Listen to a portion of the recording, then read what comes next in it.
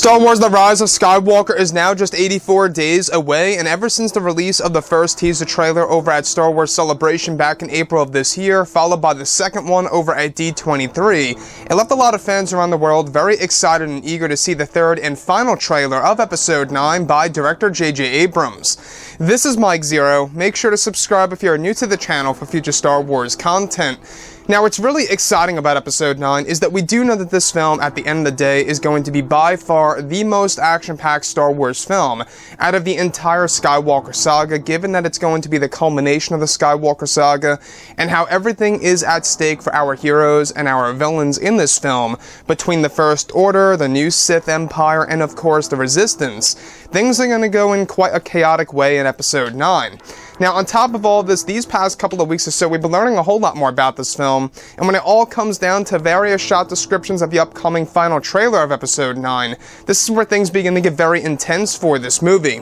Now, specifically, what's really intriguing about all of this is that shot descriptions consisting of a sequence where it's explained that both Rey and Kylo Ren are in a standoff on a desert world, where both of their lightsabers are ignited. It's described that one of the sequences involves a moment where Rey is sprinting toward Kylo Ren, where she is able to jump over him by performing a front flip, where as she lands, it's said that she force grabs his crossguard saber, where she is now said to have both the Skywalker saber and Kylo's in her hands. The sequence is said to be heavily inspired from the prequel trilogy era.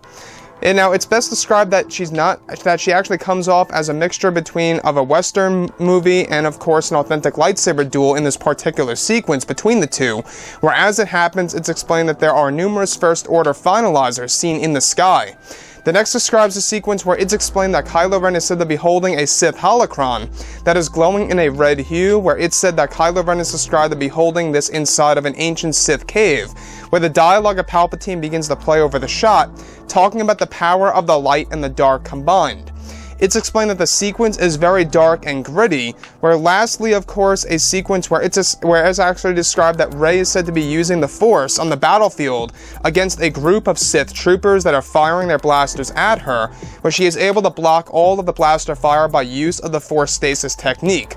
Now, it's said that as all of this happens, as Rey does this, she is actually protecting her friends and the Millennium Falcon. So let's go over a couple of parts about this and as to why this is very exciting. Now, we do know that this movie is, of course, going to introduce new types of powers, new fighting styles in the movie, as well as borrowing fighting styles from the prequel trilogy era, which is also known as the prequel trilogy choreography that's being introduced once again in The Rise of Skywalker. I think that we got a little glimpse of that in the first teaser, where she literally does a backflip over that incoming TIE fighter that Kylo Ren is said to be inside of on Pisana. So, first things first, the one that really, stands out to me the most is, of course, the desert world that both Rey and Kylo Ren are on.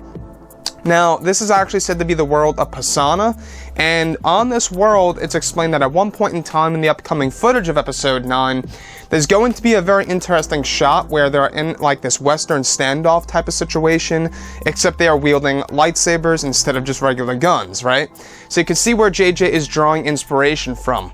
Now, in this particular scene, it's said that eventually Rey is said to sprint toward Kylo Ren, jump over him in the form of a front flip, land on the ground, turn around, and force grab his crossguard out of his hand, where she is now holding both the Skywalker saber and his crossguard at the same exact time ignited, where in back of her a series of First Order finalizers are seen in the sky coming in on her position.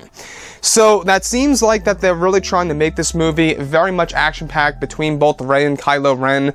We do know that in the teaser, it was actually teased that Kylo Ren was inside of that new ship. By the way, there is going to be a brand new TIE fighter that Kylo Ren uses in this movie. It's actually called the TIE Whisper, which I'm not quite sure if this is JJ's little, subtle way of kind of changing what Rian Johnson did with Kylo Ren's new TIE fighter called the TIE Silencer. Now we have a thing called the TIE Whisper, which is basically the same thing by name, except different way of saying it. But anyways, moving on forward, what's really intriguing about this too is that we have a sequence in which Kylo Ren is said to be inside of an ancient Sith cave. And as all of this actually unfolds, he's said to be holding an ancient Sith holocron that is actually said to glow in a red hue and in a triangular shape, where as he holds it, he begins to hear the voice of Palpatine talking about the combination of the powers of the light and the dark side of the Force. Now, what's really intriguing about this is that, yes, we do know that reshoots are happening as we speak. A lot of things are being changed for the character of Palpatine by Ian McDiarmid throughout the month of September into early October, before they finish this movie in mid-October, by the way, which is where they're going to finally have the final cut of the movie and enter the final phase of post-production before they are finally done with the movie for good, before it actually releases come this December. So on top of all this, guys, let me know what you think about all this below in the comments. And if you guys did enjoy the content for today, do make sure to drop a thumbs up on this video to support the channel. I thank you all so very much for the kind support, and I'll catch you guys next time.